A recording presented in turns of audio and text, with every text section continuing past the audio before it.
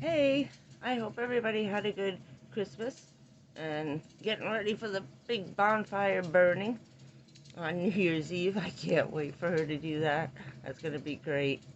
Um, I thought what I would do was explain a little bit what it's like to be a first responder.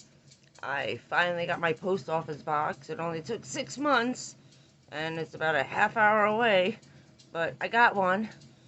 I think they just ought to give everybody who moves here their own post office box. I don't know how the post office is going out of business because everybody down here needs a P.O. box. My mailbox is like a half mile down the road without a lock on it. Yeah, okay. I don't think so. So I've been dealing with that for a really long time. So I put that in, and it's with one of those mailbox places, stores. So it's, instead of P.O. box, because not with the post office, it says unit number on it. And that actually comes with a physical address. So you can actually use that for registering your car and stuff like that. A bunch of van lifers I know are doing that. So it's working out okay for them because it's a physical address. Um, let's see. Okay. I first started volunteering about at the age of 10 because that's when my mother started her job.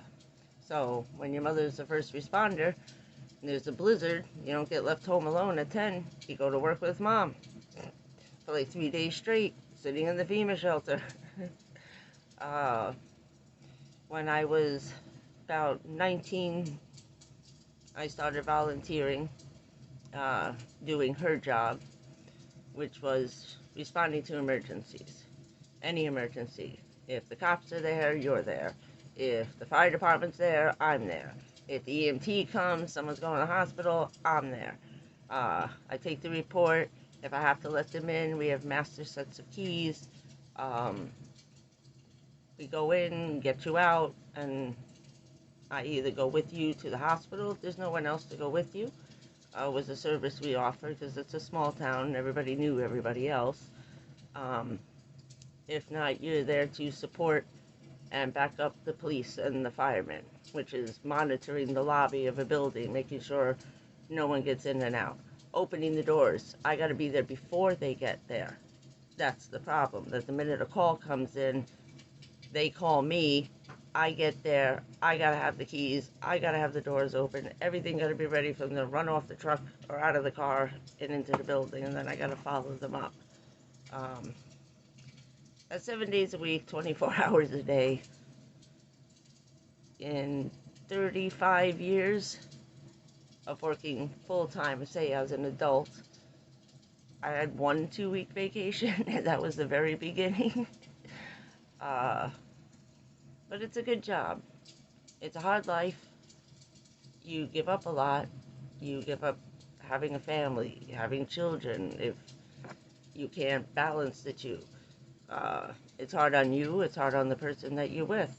You're running out the door at 2 in the morning because there's a fire and I don't get back till 7. Well, I got to stay till the fire goes out. If it takes 8 hours, 12 hours, I'm still there with the firemen. I can't leave. I have to keep continually telling the mayor and anybody else what's going on. Write little clippets, for the news. We called the mayor's office and the comment was, well, I was the person or my mother or another woman writing out the comments of the situation that was happening or that happened. Main job working, with the Meals on Wheels program, helping veterans. We had a lot of World War II veterans.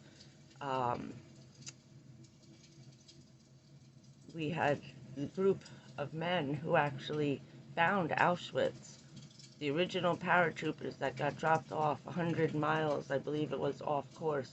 And they walked about 4 miles through the woods and came to a clearing, and there they were.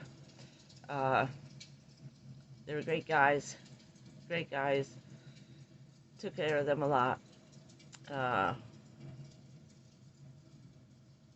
But you do sacrifice yourself, your personal life.